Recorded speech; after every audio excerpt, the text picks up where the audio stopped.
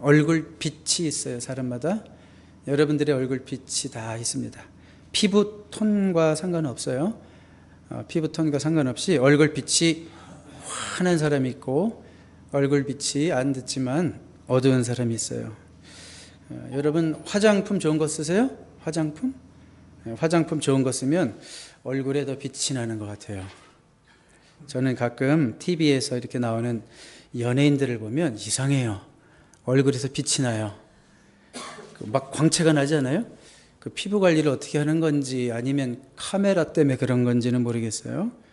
그리고 가끔 제가 교인들 중에도 그런 분이 있어요. 얼굴에서 빛이 나요. 반짝반짝. 왜 그런가 했더니 뭘 뿌렸어요. 반짝반짝. 그래가지고 가끔 교회 청소하다 보면 반짝이가 많아요. 교회. 의자에도 막 떨어져 있고. 이런 빛도 있는데 이런 거 말고 기본적으로 사람의 얼굴 빛이 있어요. 사람의 기본적인 얼굴빛. 싸나운 얼굴빛. 그 다음에 온화한 얼굴빛. 이렇게 다 틀리죠.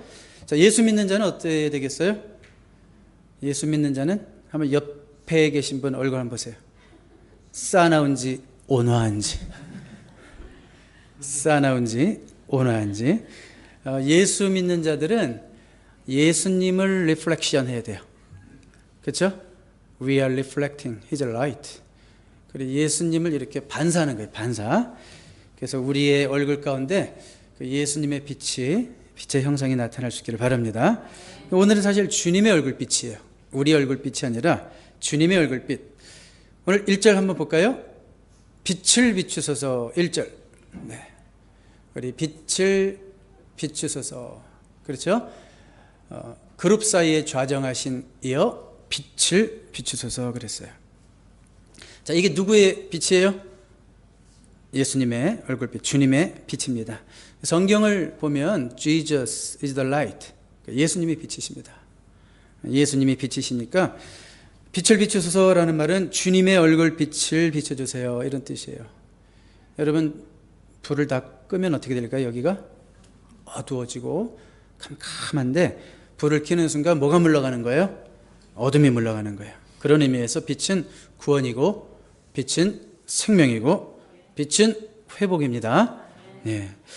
근데 오늘 시편 80편 우리가 보면 다음 스크린 한번 보실까요? 3번에 걸쳐서 주의 얼굴 빛을 비추사. 주의 얼굴의 광채를 우리에게 비추소서. 그렇죠? 3번이나 말씀하고 있어요. Make your face shine on us. 3번이나 말씀하고 있어요. 3번이나 기도하고 있는 거죠. 무슨 뜻일까요?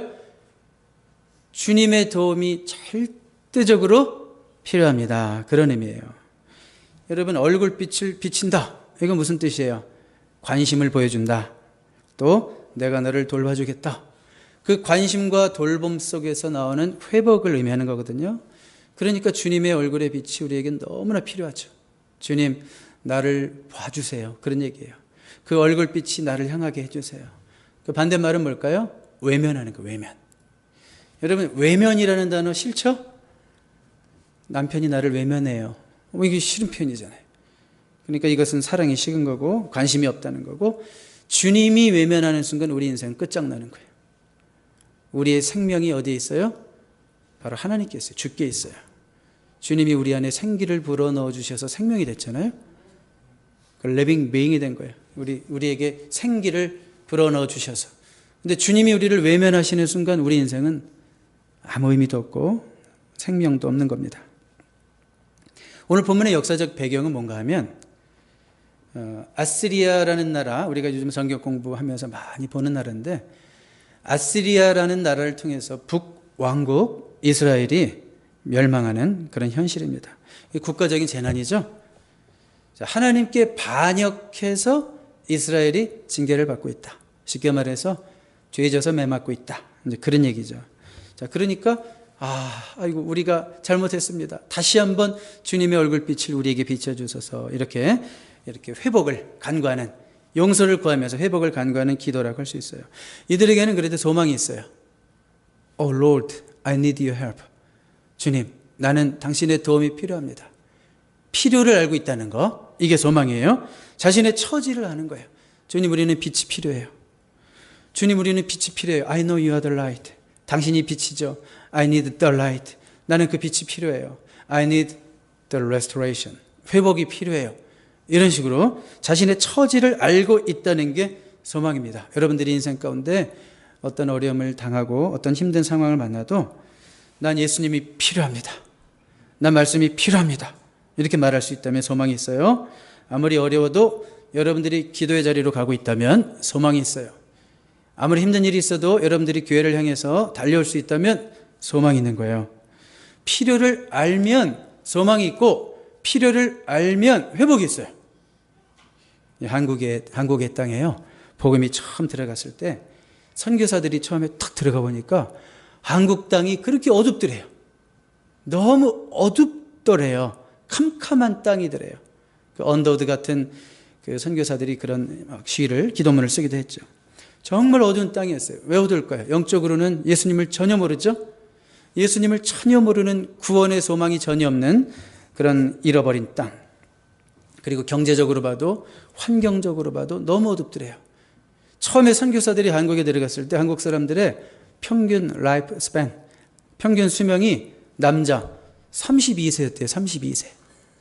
질병으로 죽고 전쟁에 나가서 죽고, 여기 남자분들 그 시대에 태어났으면 한두 명 빼놓고 지금 다 천국 갔겠네. 그렇죠? 그런 땅이었어요. 그리고 뭐 글을 알았어요? 여성들의 거의 90% 이상은 글을 몰랐고 한글을 몰랐고 문맹들이 많았다는 거죠. 그리고 뭐 여자들의 인권, 여자들의 휴먼 라이트는 없어요. 거의 뭐 종처럼 살았던 그런 시대예요. 자, 그런데도 왜 어두운가 하면 나는 도움이 필요해요. 이 사실을 몰라요. 그러고 사는 거예요. 그냥 운명이려니 팔자려니 이게 정상이라는 것이면서 생각하면서 사는 거예요. 그러니까 소망이 없는 이유는 모르니까 소망이 없는 거예요. 내가 지금 얼마나 처절한 현실이고 내가 얼마나 지금 문제가 있고 이걸 모르면 소망이 없어요. 자신이 어둠인 것을 모르면 빛을 요청하지 않는다는 거예요. 여러분, 지구상에 많은 나라들이 있죠. 나라 수가 뭐 셀 수 없이 많은데 매년 어느 나라가 세계에서 제일 행복할까 행복지수를 조사하는 기관들이 있는데 그 조사를 통해서 항상 상위권을 차지하고 가끔씩 열받으면 1위도 하고 이러는 나라가 있어요. 미국도 아니고 한국도 아니고 방글라데시예요. 방글라데시는 항상 상위권에 있어요. 세계에서 제일 행복한 나라, 항상 탑 넘버 5에 거의 들어있고 어떤 해에는 1등하고 그럽니다. 자, 그 나라가 진짜 행복하다는 뜻일까요? 아니죠. 자신이 불행하다는 걸 모르는 거예요. 자신들이 구원받을 처지라는 것을 모르는 거예요. 자신들이 어둠이라는 것을 모르는 거예요. 그러니까 빛이 필요한 줄 모르는 거죠. 아직도요, 그 나라를 제가 폄하하는 것 같긴 하지만 미얀마 같은 나라는 아직도 뭐 집안에서 한 식구가 빚을 졌다, 뭐 남편이 빚을 졌다, 그러면 온 식구가 다 종이 되는 구조예요. 아직도. 자, 그런데 우리는 도움이 필요해요라고 요청하지 않는다면 그냥 그렇게 사는 거예요. 운명이려니 생각하면. 여러분 어디서 태어나셨어요? 경상남도? 저는 경기도 일산에서 태어났는데 만약에 어떤 사람이 태어나 보니까 감옥이에요. 감옥. 그러니까 장기수의 자녀로 태어난 거예요. 장기수의 자녀로. 태어나 보니까 감옥인데 감옥에서 그냥 자라는 겁니다. 계속 자랍니다. 모르겠어요. 그게 법적으로 자녀가 거기 살아야 되는 원칙이 적용되는지 아니면 감옥에서 자녀를 낳을 수 있는지 그런 거 모르지만 태어났다고 생각해 보자고요. 근데 이 애는 아는 것이 감옥밖에 없어요. 이게 내 환경이려니. 나름대로 새끼 밥 먹거든요. 괜찮네. 밥 먹으면 저 마당에 가서 잠깐 걷게도 해주네. 괜찮네. 저 행복하게 살아요. 행복한 거예요? 더 나은 세상에 있는 것을 모른다는 뜻이죠. 그러니까 자신의 처지가 어떤지를 모르면 도움을 요청하지도 않습니다. 내가 죄인인 것을 모르면 예수님을 찾지 않아요. 내가 예수님 구원자가 필요하다는 것은 내가 죄인이라는 것을 절실히 깨달을 때 예수님을 찾게 되는 거죠. 자, 이스라엘의 소망이 뭐라고 그랬어요? 그래도 자신이 회복이 필요하다. 나는 회복이 필요하다. 그런 처지를 알았다는 거죠. 그래서 시인은 도움을 간구하는 거예요. 빛을 비춰달라고. 내가 어둠이라고. 주님, 나 죽어요. 나 너무 힘들어요. 주님의 도움이 필요해요. Lord, I need your help. 나 주님의 도움이 필요해요. 자, 이게 소망입니다. 그러면서 이제 시인이 기도하기 시작하는데요. 그러면 1절 가볼까요? 다음 스크린으로 가볼게요. 요셉을 양떼같이 인도하시는 이스라엘의 목자여 귀를 기울이소서. 자, 기도를 하는데 하나님과 우리 사이에 관계를 점검하면서 기도하는 거예요. 이거 굉장히 효과적인 기도입니다. 지금 뭐라고 얘기하냐면 이스라엘의 목자여, 요셉을 양떼같이 인도하시는 이스라엘의 목자여, 우리를 양처럼 인도하시는 하나님 목자여, 이렇게 기도하는 거죠. 자, 그러니까 이 관계를 통해서 우리는 뭐예요? 양이고 하나님은 목자시죠. 이거는 어떤 기도인가 하면 일종의 하나님을 예의 있게 압박하는 거예요. 여러분 기도하면서 하나님을 압박해 보신 적 있어요? 하나님께 프레셔? 하나님 기도 들어주셔야 돼요. 왜요? 당신이 나의 목자시잖아요. 나는 당신의 양이잖아요. 나는 당신의 소유잖아요. I'm your possession. 그렇죠?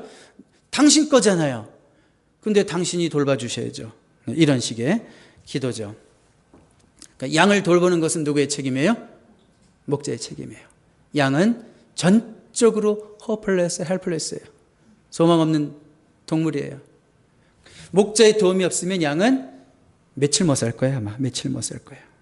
자, 그래서 이렇게 기도하고 있는 거예요. 특별히 이스라엘의 목자여 귀를 기울이소서. 여러분 목자는요 양의 소리를 듣는다는 거 아시죠? 그것도 목자의 책임이에요.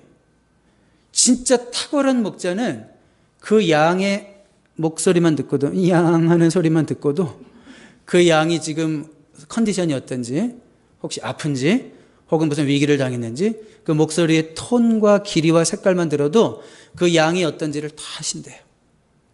다 안대요. 마찬가지로 목자 되신 하나님은 우리를 너무나 잘 아시기 때문에 또 그 양의 음성을 듣는 것이 목자의 책임이듯이 우리의 기도를 들으시는 것이 하나님 당신의 책임이시잖아요. 이러면서 예의 있게 하나님을 압박하면서 기도하는 거예요. 하나님 내 기도 들어주세요.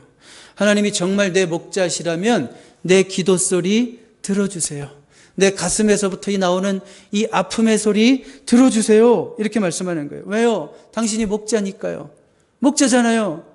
목자니까 내 기도 들으셔야 되는 거 아니에요? 여러분들의 소리를 우리 주님께서 들으실까요? 어떤 분들은 그래요.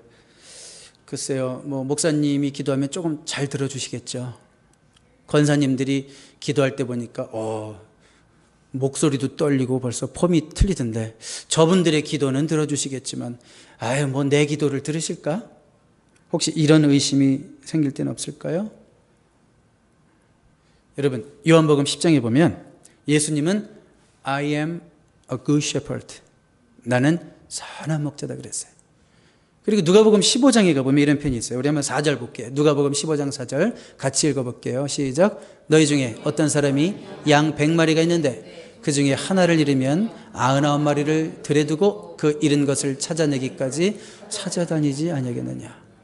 자, 우리 선한 목자이신 주님은 양이 100마리가 있으면 그 중에 이탈한 한 마리, 제일 문제야 양, 제일 못난 양, 제일 죄 많이 짓는 양, 그 양을 찾아다니시는 목자로 묘사되고 있죠. 무슨 말인지 알겠죠? 우리 하나님께서 내 기도까지 들으실까? 예, 그렇습니다. 가장 못난 양의 기도도 들으시는 줄로 믿습니다. 우리 소망이 여기 있어요. 내가 잘난 양이라고 생각하는 분은 이미 소망이 없어요. 하나님은 그렇게 마음이 높아진 자와 가까이 하시는 분이 아니에요. 나의 못남을 알고 나의 의로움을 다 내려놓고 나는 진짜 못난 양이고요. 하나님, 나는 그 100마리 양 중에서 그 이탈한 도망간 그 한 마리 양이 바로 납니다. 내가 이렇게 부족한 자지만 그럼에도 불구하고 나를 돌보십니까? 내 소리도 들으십니까? 이런 자의 기도는 결코 외면하시지 않는다는 거예요. 그런 선한 목자이십니다. 자, 여러분 빛이 필요해요? 여러분 인생 가운데 빛이 필요해요? 어떤 영역에 빛이 필요해요? 뭔가 안 풀리는 영역이 있어요? 뭔가 어둠 가운데 자꾸 떨어지는 영역이 있어요? 주님의 빛이 필요하잖아요. 그때 주님의 도우심을 구해야 되잖아요. 먼저 뭘 점검하라고요? 하나님과의 관계를 점검하라고요. 주님 내 목자시잖아요. 나는 양이잖아요. 내 음성을 들으시는 주님, 나를 돌보시는 주님, 주님의 도우심을 간구합니다. 이렇게 관계를 점검하면서 기도할 수 있는 여러분 되시길 바랍니다. 두 번째로 8절로 가볼게요. 시편 80편 8절 같이 읽습니다. 시작. 주께서 한 포도나무를 애굽에서 가져다가 민족들을 쫓아내시고 그것을 심으셨나이다. 자, 시인은 지금 이스라엘을 포도나무로 비유하고 있는 거예요. 자, 주님이 택하셔서 심었잖아요. 이런 말씀하시는 거예요. 그러니까 저와 여러분은 포도나무예요. 포도나무.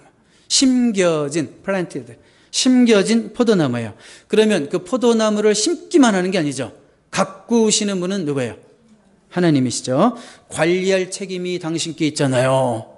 다시 한번 압박하는 거예요. 하나님은 심어놓기만 하시고 내두시는 분 아니잖아요. 나를 이렇게 심으셨고 이 라스베가스 땅까지 오게 하셨고 이 땅에 태어나게 하셨고 이런 직업을 가지고 일하게 하셨고, 그러면 주님이 나를 심으셨으면 이제는 가꾸실 책임도 당신께 있잖아요. 제가 지금 너무 어렵잖아요. 주님의 도우심을 간구합니다. 이렇게 기도하는 거죠. 자, 근데 여러분, 포도나무에 문제가 있어요. 포도나무를 보신 적이 있죠? 포도나무를 솔직히 열매를 다 제하고 이 가지만 보면 그 모양이 쭉쭉 뻗어서 보기가 좋던가요? 지멋대로죠. 이리 뻗고 저리 뻗고 이리 뻗고 저리 뻗고. 그래서 포도나무는 관리하기가 쉽지 않습니다. 이리 쭉 저리 쭉 마음대로 가가지고 꼭 누구 같아요? 아이고, 우리라고 그러네. 나라고 안 하고. 다 공범 삼아버렸어요. 우리라고 그랬어요. 내가 아니라. 예, 저와 당신의 문제가 맞는 것 같습니다. 그래서 포도나무는 관리를 세심하게 해야 돼요. 세심하게. 자를 때 자르고, 놔둘 때 놔두고, 자를 때 자르고, 여러분의 인생 가운데도 필요 없는 거 자르고, 살점까지 자를 것 같지만 하나님은 살점은 놔두시고 쓸데없는 껍데기 자르시고 이렇게 관리하신다는 거예요. 세심하게. 그래야지 모양도 나고 열매를 맺게 되는 거예요. 하나님께서 이스라엘 백성들을 그렇게 포도나무 가꾸듯이 세심하게 돌보셨어요. 그렇게 세심하게 돌보셨는데 이스라엘, 북왕국 이스라엘이 어땠다는 거예요? 여전히 반복해서 죄를 짓고 주님을 떠나서 징계를 당했다, 그 얘기예요. 징계를 당했다 이거예요. 그러니까 포도나무가 막 잘리는 아픔을 겪는 거죠. 자, 여기도 어떤 소망이 있을까? 요한복음 15장에 보면 주님은 우리가 포도나무의 가지다 그랬어요. 포도나무의 가지다. 그리고 하나님은 그 과원지기로서 포도나무를 관리하시는 분이에요. 자, 그런데 주님이 가끔 뭘 하시는가 보니까 가지를 치셔요. 프로닝 한다는 게 가지를 친다는 거예요. 가지 치는 게 사람으로 따지면 아프죠. 여러분, 뭐 손가락 하나라도 자른다고 생각해 봐요. 얼마나 아프겠어요. 왜 이런 일을 하실까? 요한복음 15장 2절 같이 볼까요? 시작. 무릇 내게 붙어 있어 열매를 맺지 아니하는 가지는 아버지께서 그것을 제거해 버리시고 무릇 열매를 맺는 가지는 더 열매를 맺게 하려 하여 그것을 깨끗하게 하시느니라. 자, 무슨 뜻인지 알겠죠? 왜 내 인생에 가지치기가 있을까? 네 삶에 지금도 열매가 좀 있다. 너를 통해서 예수 믿는 영혼도 있고, 너를 통해서 자녀들이 잘 자라고 있고, 너를 통해서 교회가 건강히 서가고 있고, 너를 통해서 하나님 나라가 확장되고 있는데 아직 부족해. 2%. 좀 더 많은 열매를 맺었으면 좋겠어. 내가 너를 통해서 원하는 것은 그 정도가 아닌데 더 큰 열매를 나는 바라고 있는데, 그래서 주님 뭐 하시는 거예요? 가지를 치신대요. 쓸데없는 가지를 치신대요. 영향이 이쪽으로 나가고 저쪽으로 나가고 주님께 집중하지 못하는 가지들, 이쪽으로 흘러가는 관심들, 저쪽으로 흘러가는 관심들, 그 잘라버린대 자꾸. 왜? 아픔이 목적이에요? 열매가 목적이에요? 열매가 목적이라는 거예요. 열매가 목적이라는 거예요. 자, 이스라엘 백성들이 비록 징계를 당하지만 그 징계를 통한 하나님의 뜻을 바르게만 이해할 수 있으면, 바르게만 응답할 수 있다면 이스라엘 백성들은 회복되고 더 열매 맺는 나라로 나아갈 수 있게 되는 거겠죠. 자, 여러분의 삶 속에 가지가 잘려나가는 것 같은 아픔이 종종 있죠? 오늘 말씀이 어렵습니까? 예수를 처음 믿는 분들은 이 말씀이 좀 어려울걸요? 이게 뭔 영적인 헷갈리는 얘기를 하시나? 자꾸 상징적으로 얘기하니까, 직접적으로 여러분의 삶 가운데 부딪히는 얘기를 하는 게 아니니까. 그렇지만 한 번만 더 생각해 보면 그것이 무슨 의미인지 알겠죠? 왜 우리 인생에 가지를 치실까? 왜 우리 인생에 아픔이 있을까? 그것은 하나님의 저주일까? 그것은 하나님의 끝을 선고하시는 선포일까? 그것이 아니죠. 어떤 의미가 있을까요? 나보다 나를 더 잘 아시는, 포도나무를 가장 잘 아시는 그 관리자가 필요해서 가지를 치시듯이 우리 인생의 전문가이신, 내 인생의 전문가이신 하나님께서 필요 없는 가지만을 제거하시는 거죠. 그래서 아픔이 있죠.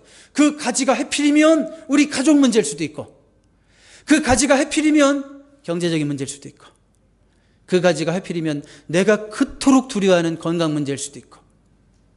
그렇지만 하나님은 나보다, 내가 나를 아는 것보다 나를 더 잘 아신다는 거예요. 그 가지는 너에게 필요 없는데 아프겠지만 조금만 참아라. 그것을 통해서 너에게 더 많은 열매 맺는 인생으로 내가 바꿔주리라. 그런 하나님의 세심한 관리인 것을 믿습니다. 자, 그래서 여러분, 인생에 아픔이 있을 때 나는 포도나무다, 가지다, 기억하십시오. 나는 뭐다?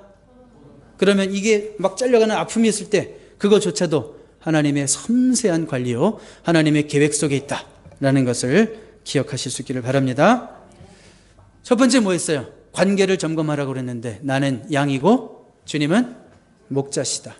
그 관계를 가지고 하나님께 약간 푸시하라는 거예요. 그리고 두 번째 뭐라고요? 어떤 관계? 나는 포도나무 가지고 주님은 관리자다. 그 관계를 가지고 주님 아프지만 적당히 해주세요. 주님 열매 잘 맺게 해주실 때 너무 힘들어요. 그런 관계를 점검하고 나가라는 거예요. 마지막으로 자, 물어볼게요. 여러분, 주님의 얼굴빛이 필요하죠? 여러분 인생에 주님의 얼굴빛이 필요하죠? 여러분의 삶의 그 어둠의 영역 속에 주님이 들어오시길 원하죠? 나만일까요? 나만일까요? 아니죠. 누군가 주님의 얼굴빛이 필요한 자가 있다는 거죠. 그런 자가 보이십니까? 오늘 1절, 2절 한번 볼까요? 요셉을 양떼같이 인도하시는 이스라엘의 목자요. 2절, 에브라임과 베냐민과 므낫세 앞에서 주의 능력을 나타내서 우리를 구원하러 오소서. 에브라임과 므낫세는 요셉의 쌍둥이 아들로서 나중에 북왕국의 대표가 돼요. 북쪽. 베냐민도 원래는 북쪽 지파였어요. 원래가. 자, 그러니까 이게 무슨 얘기예요? 누가 누구를 위해서 기도하고 있는 거예요? 남쪽 유다가 북쪽 이스라엘을 향해서, 지루한 얘기라고 생각하지 말고 잘 들어요. 남쪽 유다가 북쪽 이스라엘을 위해서 기도하고 있는 거예요. 역사적 배경을 다시 말씀드릴게요. 누가 망한 시점이에요? 북쪽 이스라엘이 아스리아에 의해서 망해가는 시점이에요. 비록 남쪽 유다 지파와 북쪽 이스라엘 지파는 늘 싸웠죠. 늘 갈등이었죠. 그렇지만 지금은 기도하고 있어요. 늘 싸우고 이렇게 갈라져 있지만 그래도 우리는 한 민족이고 우리는 한 가족인 것을. 그래서 지금 남쪽이 북쪽을 위해서 기도하고 있는 거예요. 주님, 쉽게 말하면 주님, Lord, they need your light. 주님, 그들도 당신의 빛이 필요해요. 이렇게 기도하는 거예요. I need your light. 이런 기도만 하는 게 아니라 주님, 저들이 주님의 도우심이 필요해요. 기도하는 거예요. 이들 친하지 않았는데. 여러분, 우리가 살다 보면 우리 교인 가운데 때로는 나랑 친하지 않은 교인일 수도 있어요. 때로는 얼굴 처음 보는 사람일 수도 있어요. 근데 주보에 보니까 뭐 누가 아프대요. 누구를 위해서 기도해 달래요. 혹시 기도하십니까? 뭐 저랑 친하지도 않은데요. 그래도 우리 한 가족이죠. 우리가 늘 뭐라고 얘기해요? 우리는 은사 공동체. 이 말이 부끄러우면 안 되잖아요. 공동체라는 것은, 진짜 커뮤니티라는 것은, 제가 생각하는 커뮤니티는 가족처럼 가까운 건데, 말은 맨날 은사 공동체 뭐 이런 얘기 해가면서 외부에서 어떤 교인이 들어와가지고 저한테 하는 얘기가 이 교회는 그냥 너무 결석이 똘똘 뭉친 것 같고 끼리끼리만 있는 것 같아서 제가 들어갈 자리가 없는 것 같아요. 만약에 이런 소리만 들리고 그런다면 우리는 정말 은사 공동체라는 얘기하는 것이 되게 부끄러운 거죠. 비록 나와 친했던 사람이 아닐지라도 저분에게도 주님의 도우심이 필요하구나. 그렇다면 기도하고 있을까요? 여러분, 누군가 어려울 때 그를 위해서 기도하는 거, 그것은요 마치 꼭 인슈런스, 보험에 드는 것과 같아요. 누군가 어려울 때 내가 그를 돌보고 그를 위해서 기도한다면 내가 어려움을 당할 때 주님도 나를 외면하시잖아요. 이게 성경적인 원리예요. 심는 대로 거두는 거예요. 남이 그렇게 어렵지만 아이고 주님, 내 인생이, 내 팔자가 어떤데요? 내 코가 석자인데요. 내 인생 하나 감당하기도 힘든데 무슨 남을 위해서 기도하고 남을 돌보라고 하십니까? 이런 핑계로 남을 돌보지 않는다면 내가 그런 상황 가운데 들어갈 때, 내가 그런 어려움 가운데 들어갈 때 주님이 우리를 외면하시면 어떻게 해요? 여러분, 주님, 저들도 주님의 빛이 필요합니다. 누군가를 바라볼 수 있는 여러분 되시기를 주님의 이름으로 부탁합니다. 유다는 그런 이스라엘을 위해서 기도했기 때문에 참 묘해요, 응답이. 하나님께서는 그 남쪽 유다의 기도를 그대로 듣고 이스라엘을 회복하신 것이 아니라 이스라엘은 이스라엘대로 망하게 두셨어요. 그 대신 기도했던 남유다는 심판을 150년이나 보류시켜 주셨어요. 기도하는 자들을. 오히려 남들을 위해서 기도하고 그들을 살려달라고 그럴 때 그들 대신 자기들을 살려줬어요, 하나님께서. 150년이나 심판이 보류되게 하셨어요. 하나님의 깊은 뜻이 있어요. 주님, 그 영혼에게 주의 얼굴빛을 비춰주세요. 이렇게 기도할 수 있는 여러분 될 수 있기를 바랍니다. 아멘인가요? 정말? 정말 응답하고 결단하실 수 있기 바랍니다. 이 세 번째 포인트가 좀 힘들지라도 뭔가 그냥 내 삶에 꽉 들어오는 나만 위로하는 뭐 이런 말씀 딱 기대하고 왔는데, 야, 남을 위해서 기도해. 그 사람 위해서 기도해. 지금 너와 별로 상관없는 그 힘들어하는 영혼, 그 이름 들고 기도해. 이런 말씀이 여러분들에게 좀 부담이 된다고 할지라도 순종할 때 하나님의 놀라운 축복이 나타날 줄 믿습니다. 여러분, 그동안 외면하고 있었던 영혼이 있어요? 그동안 외면하고 있었던 영혼? 목사님이 알아서 기도하겠지 뭐. 목사님이 알아서 신방 찾아가겠지.